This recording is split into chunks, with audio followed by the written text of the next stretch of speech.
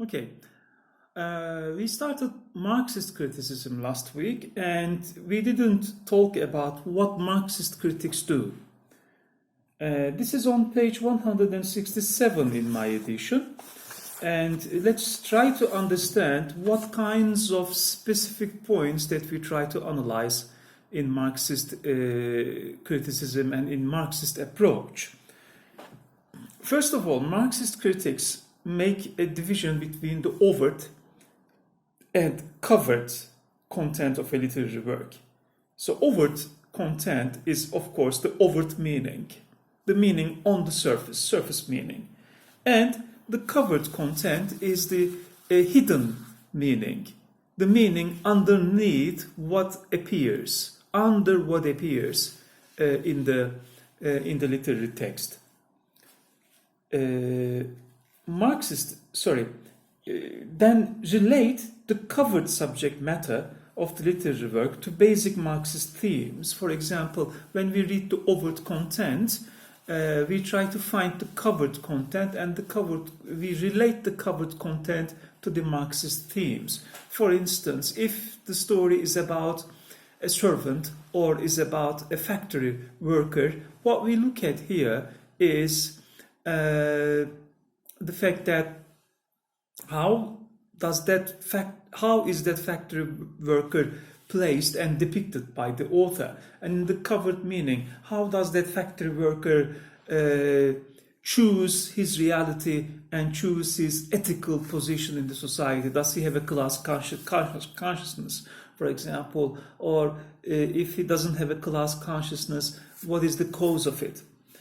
And we try to relate these covered meanings to the Marxist themes, like the base and superstructure relationship or the ideology, and such as class struggle, for example, or the progression of society through various historical stages, such as the transition from feudalism to industrial capitalism. Are there any relationships? Are there any signs of this transition from the agricultural society to the industrial society?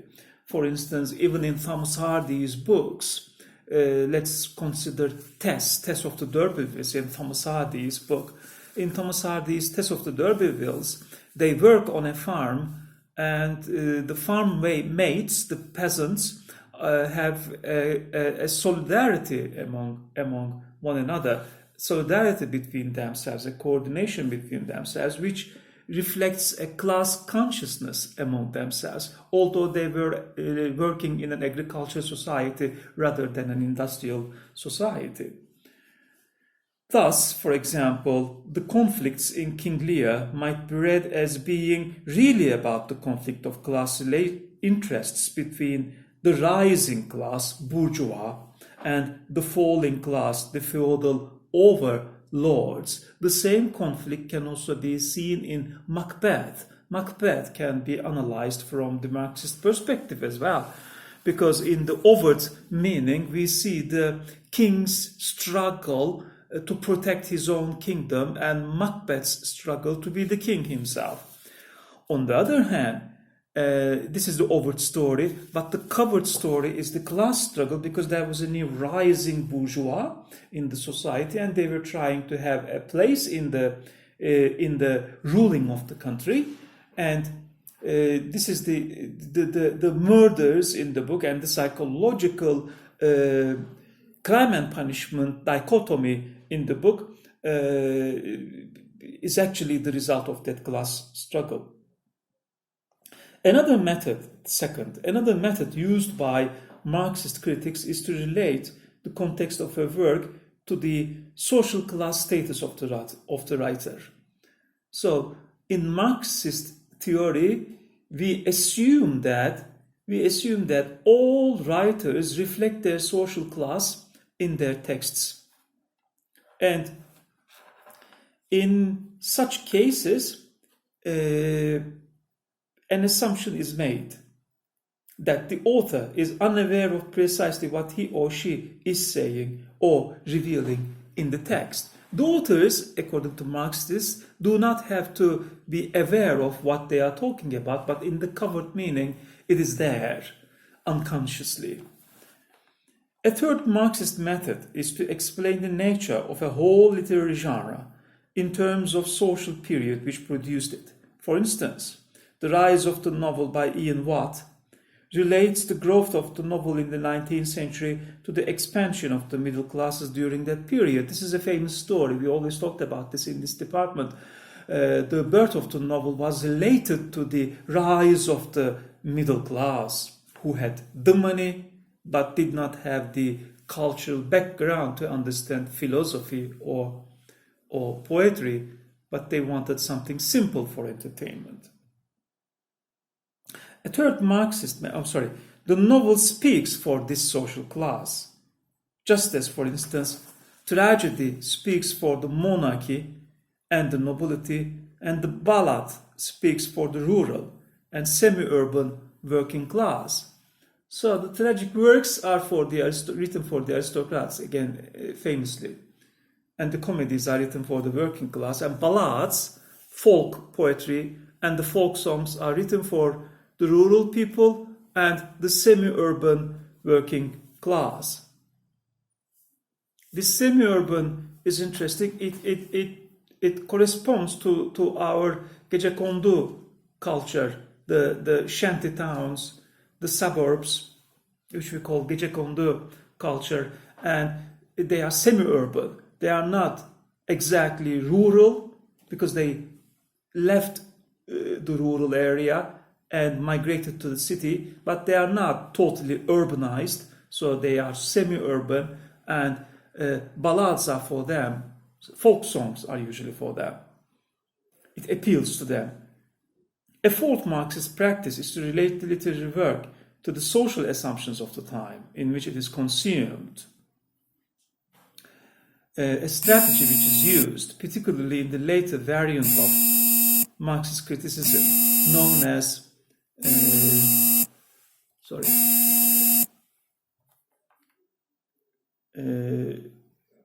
as cultural materialism. We're going to talk about cultural materialism in the next chapter, because it is a historical approach to texts.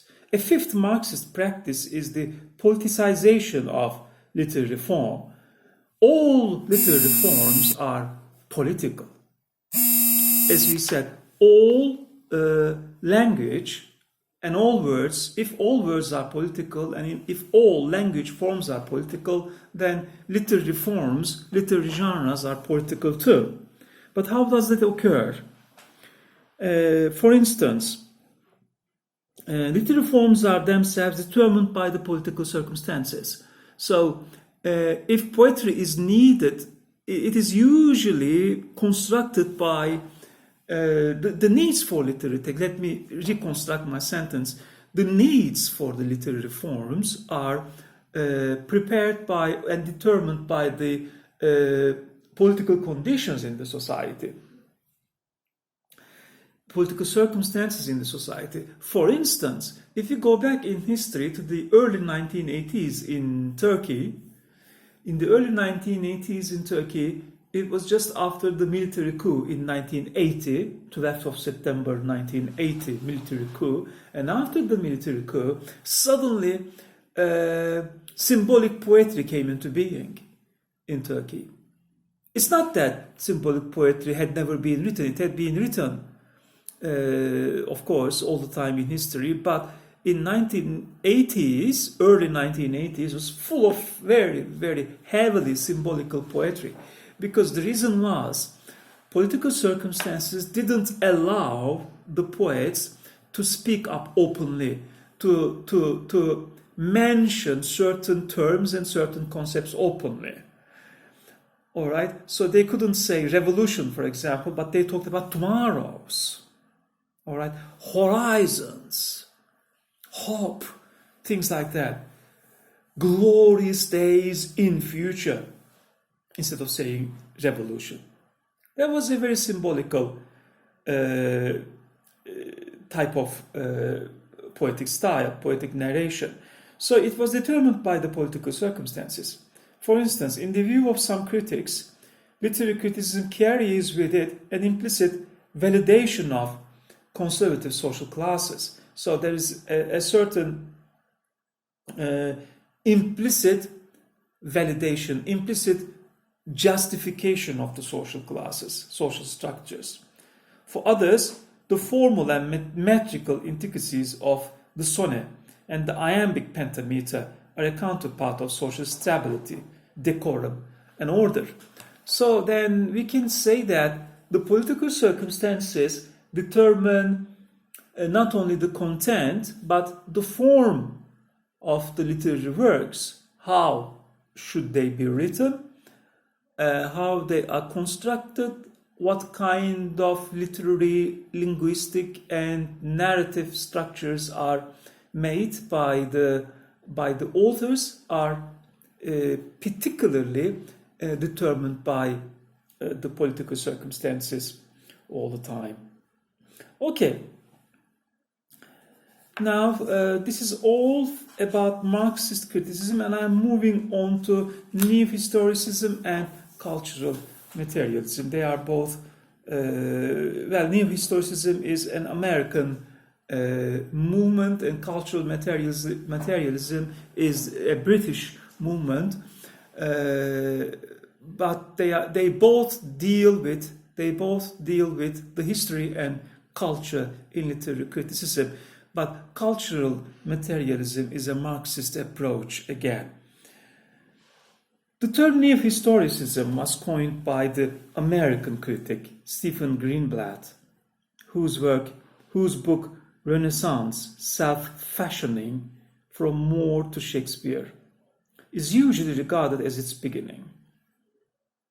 However, similar tendencies can be identified in work by various critics published during the 1970s.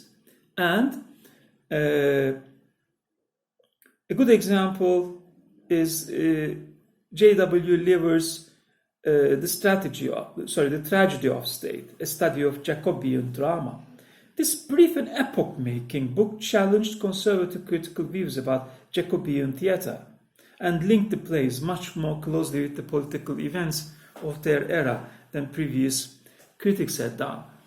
In all historical periods, there are certain milestones, both in critical theory and also in literature, which changed the flow of the theory, which changed the flow of events and approaches.